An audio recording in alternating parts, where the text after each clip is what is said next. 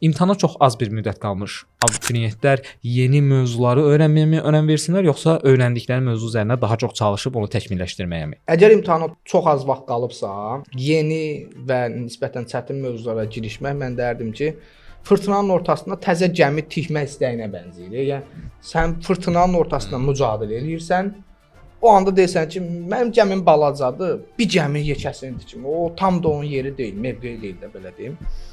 Həmin vaxtda təbii ki, daha əvvəlkilərə qayıdıb, onlara fokuslanıb, boşluqları doldursa, oradakı sualları bəlkə də yaza bilər. Amma hər uşaqda bu aid eləmək olmaz. Dediyim kimi elə uşaqlar var ki, bir dəfə mövzunu keçirsən, mükəmməl şəkildə öyrənə bilirsən.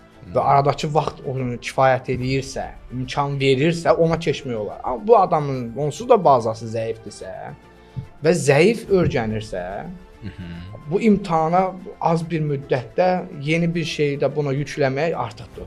Çünki onu götürə bilməyəcək. Biraz arxaya qayıdıb öyrəndiklərini təkmilləşdirmək mən tərəfdarı vardım.